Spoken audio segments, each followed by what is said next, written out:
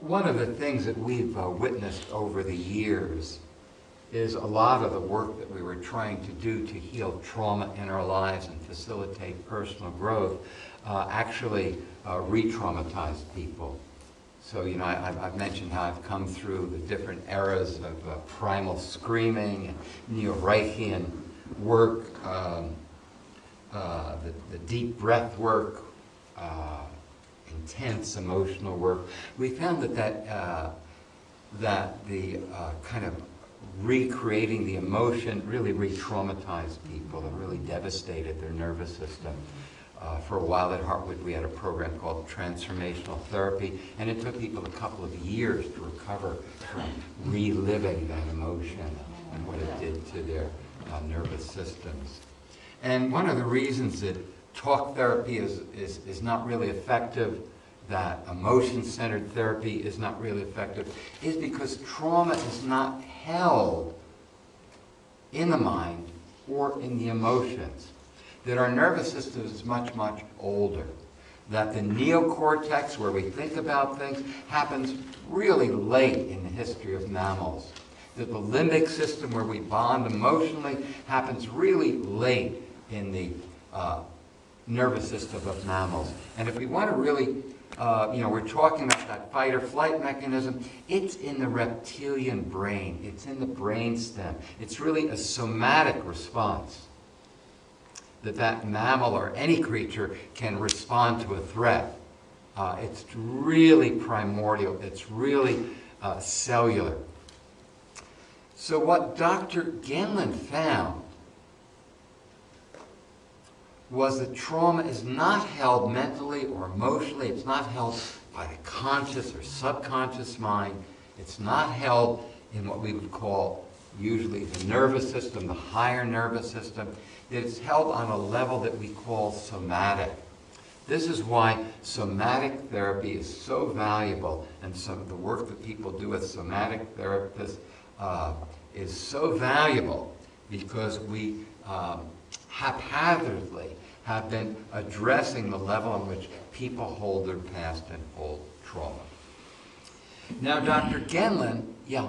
So what would the somatic be if it's not the nervous system, it's not? It's the cellular memory of the body. So Dr. Genlin, I'll address that right now. Dr. Genlin created a model in which he understood that we held trauma on a special level of being. And he called the body's knowledge and the body's experience, that the body had a level of knowing, and the body had a level of registering its experience that was not mental, not emotional, okay? This is the body's knowledge, the body's experience, and the body's way of registering experience, which he called the felt sense.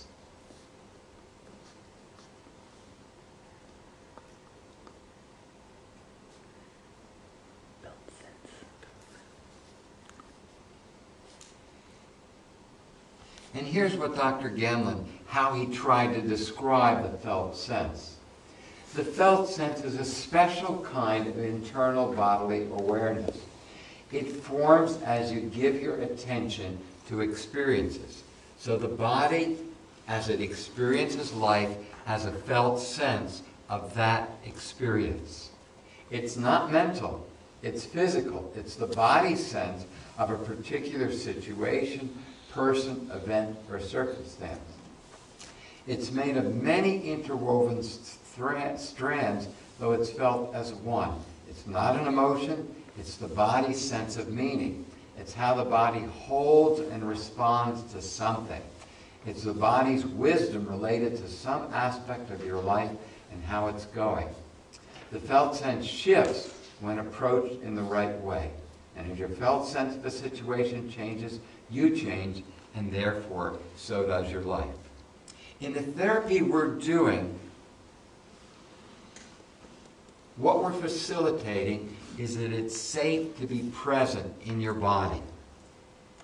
The quality of the soul is awareness, and when something is threatening, we contract and go unconscious in that part of our heart, that part of our chest, that part of our throat. We get a knot, a lump, a block, a contraction where we go unconscious.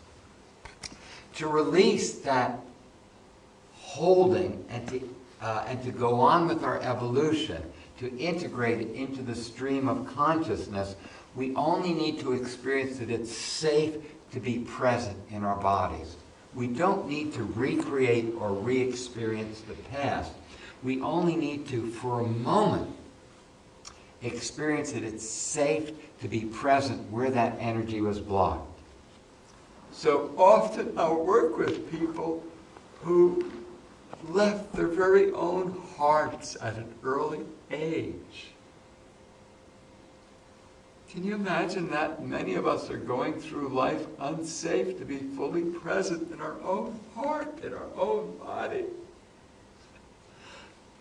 And all we need to do is to be in a sacred space where someone holds sacred space and gives us a moment to breathe and to come back home, to experience that it's safe to be breathing, safe to be alive, safe to be feeling, safe to be present in our own heart. This is what we can do as somatic therapists. Facilitate the space where it's safe to come home to our throat, where we speak our truth, safe to come home to our chest, where we feel life, safe to come home to our bellies, where we take in our food, safe to be home in this temple of the spirit, safe to be home in this body. What we're doing is exactly what a mother does with a child, where the child is growing, playing out in the world, something happens that scares it, overwhelms its ego's ability to integrate its experience, and it runs back to the mother who holds the child in her arms and says, take a deep breath, and what happened invites the child to be present in the experience. The child, in the safety of the mother's love, takes the breath, experience that it's safe to be present in their experience, jumps out of the mother's arms, and runs back to continue playing.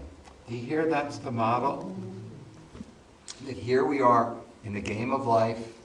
Life overwhelms us because we didn't have the resources as a 2-year-old, a 3-year-old, a 5-year-old, a 12-year-old, a 16-year-old to deal with whatever it was that overwhelmed us.